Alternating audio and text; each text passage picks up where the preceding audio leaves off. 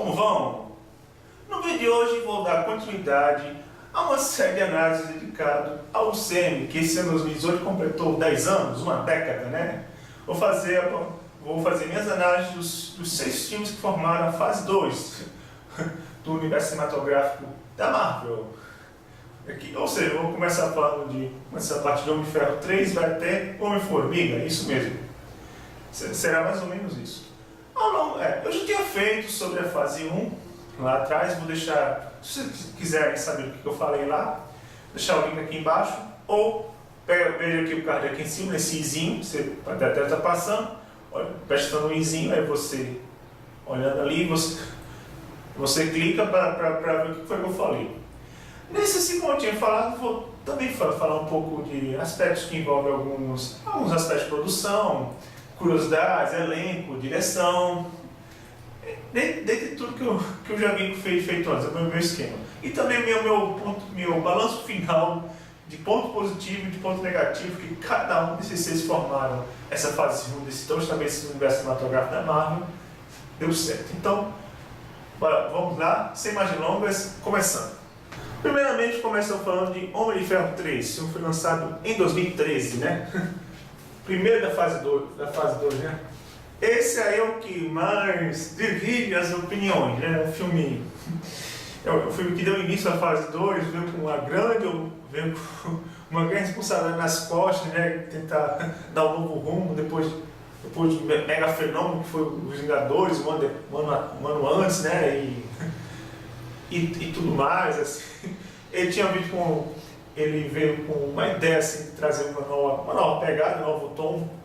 Nos trailers mostravam isso, que era uma pegada mais pesada, mais sombria, só que aí, quando a gente viu no filme, seguiu aquela mesma fórmula, mais do mesmo que a gente tinha visto nos 2 anteriores. Essa aí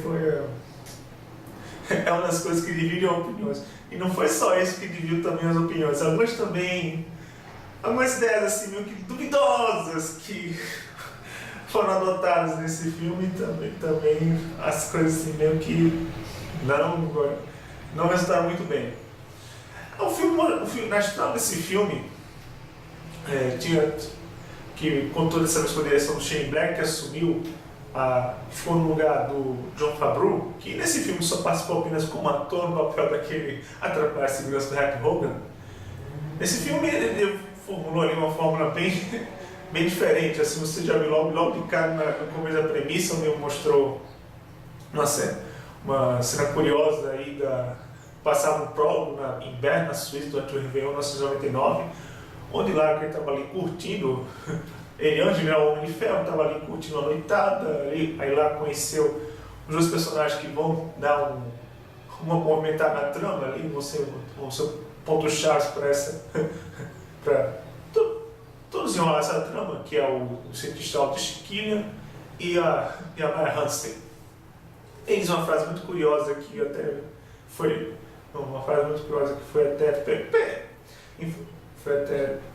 não foi bem uma criação específica do filme, que já foi dita por um grande filósofo alemão chamado Friedrich Nietzsche, que é: nós somos responsáveis pelos demônios que criamos. Essa frase que norteia o filme, que no decorrer vai terminando fazendo sentido, apesar das ideias duvidosas que foram apresentadas no filme. Aí logo depois a trama ocorre no presente, onde mostra como é a vida de Tony Stark, meses depois de ter participado das Vingadores, estava entre a vida e a morte. Ele aí mostra um perfil meio afetado, um perfil mais sério, ao mesmo tempo sem ser do tom debochado e mais ou menos festeiro, né?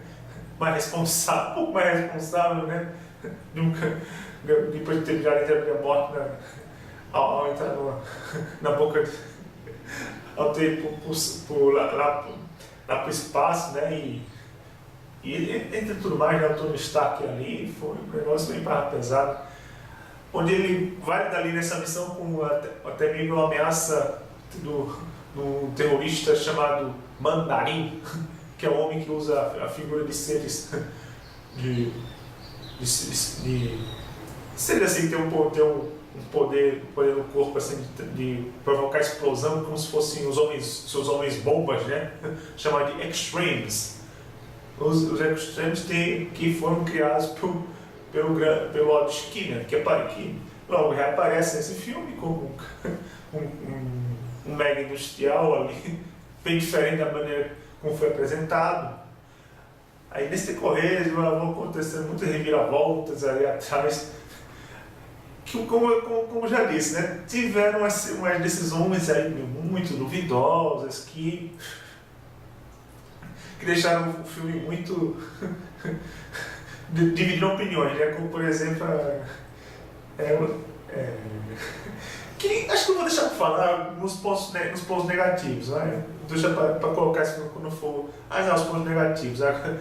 Mas que realmente, ai meu Deus do céu, não foi lá muito inteligente, né? Muitas coisas que o filme apresentou. Apesar disso, faturou bem. Ele também tem uma grande importância, principalmente para a história do CM, porque esse foi o último em que contou com a colaboração da Paramount como distribuidora. A partir daí, o CM passou a ser parceiro da Disney. Ela foi comprada pela Disney, que passou a ser a responsável pela distribuição.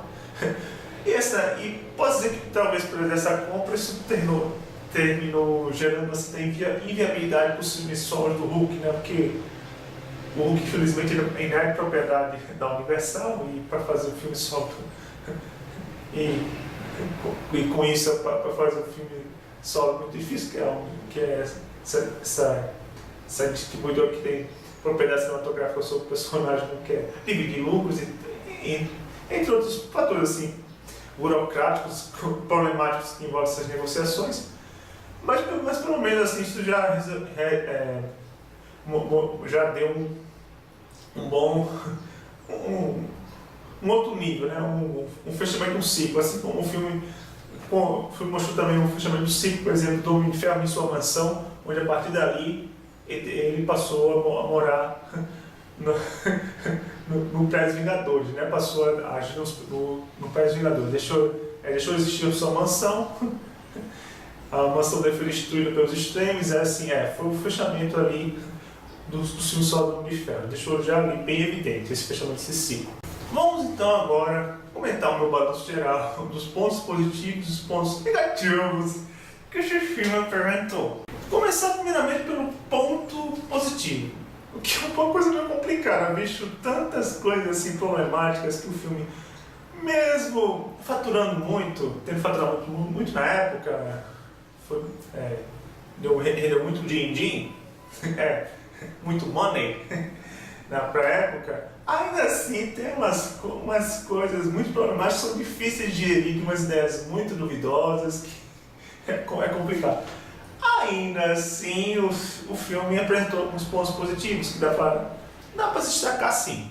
Tem esses poucos que eu posso destacar, por exemplo, em desempenho do Guy Pearce como o Otto Skinner. Ele desempenhou muito bem as diferentes camadas que o personagem apresenta no filme.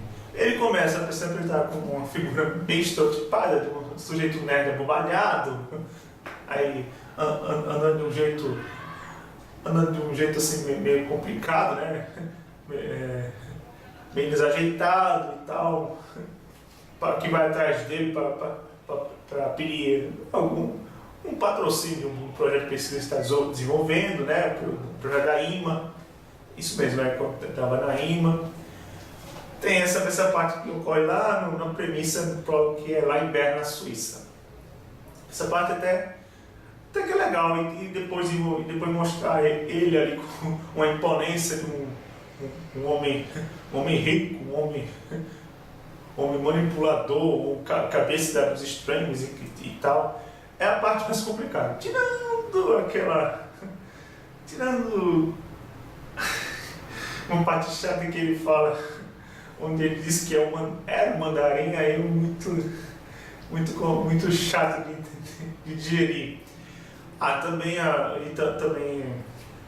outro ponto positivo, também, uns poucos também que se pode destacar, é o fato de que eles mostraram, por exemplo, belos efeitos especiais, por exemplo, da armadura voando, e pregando, né, no corpo do Tony Stark, que ficou bem parecido com algo que me permitei. Na época eu assisti ao anime Cavaleiro do Zodíaco, né, que tem essa característica, né, as armaduras voam, se fragmentam, aí os corpos vão colando em parte dos corpos. Tinha muito uma pegada bem parecida, não sei.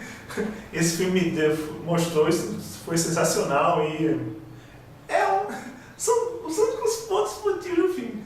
Agora, a parte chata dos pontos negativos é que é mais complicado, que é bem maior, porque de tantos problemas que esse filme teve,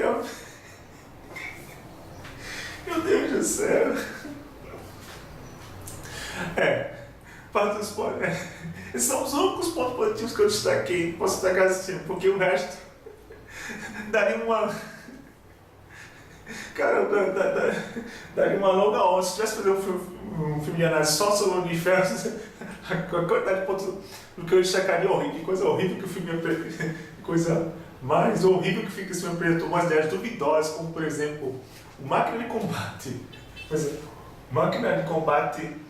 A armadura do Máquina de Combate se torna Patriota de Ferro e com a tintura parecida com que remete a bandeira para dar um ar patriótico pro meu amigo. Isso aqui foi uma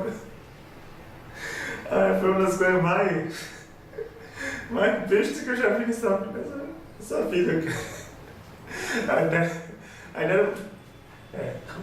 O Rhodes vai usar uma armadura com a bandeira americana e mudar para Patriota de Ferro, para representar o tupismo da política americana. Não, virar fantoche dos políticos americanos. Não, meu Deus do céu.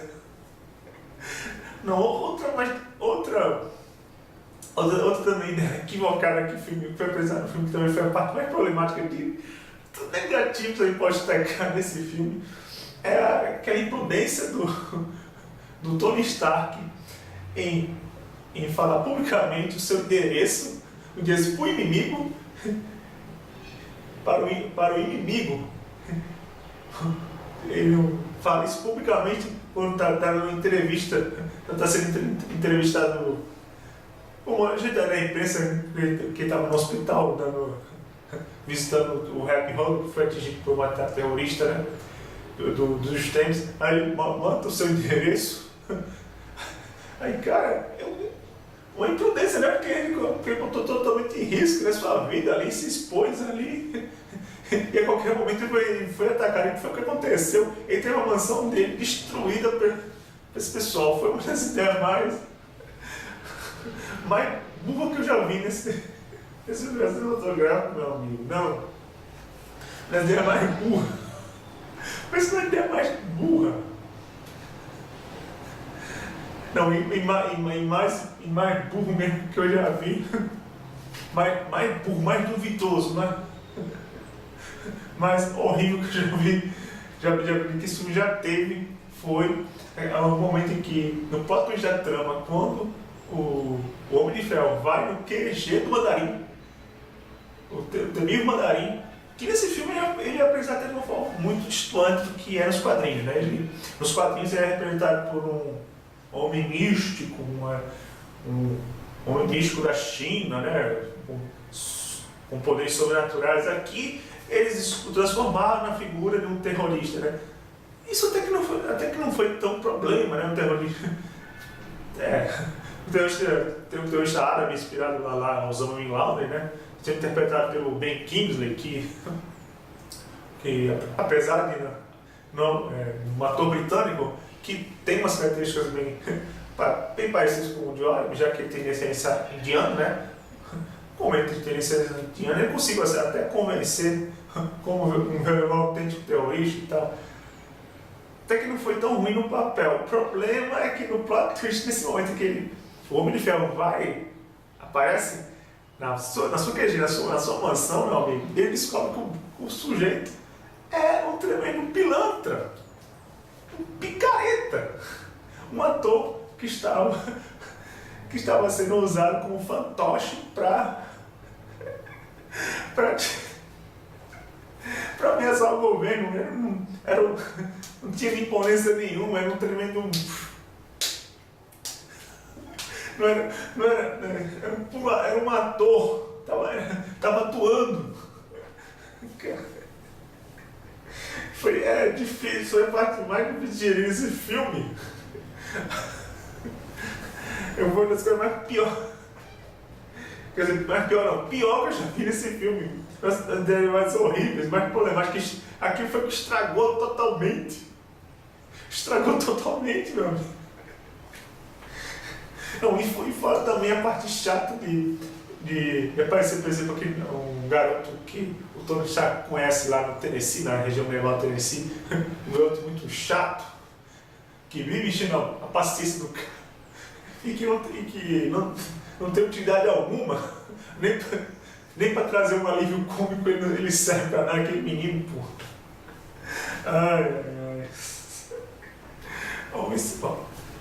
E tudo isso que eu falei, o Homem de Ferro 3, apesar de ser mais controverso esse começo da fase 2, ainda assim tem uma importância, pelo que eu já falei, já que foi o último filme onde contou com a participação da Paramount na distribuição, já que até aqui na fase 1 do universo cinematográfico, era ela que ficava responsável pelas distribuições, depois que a Disney.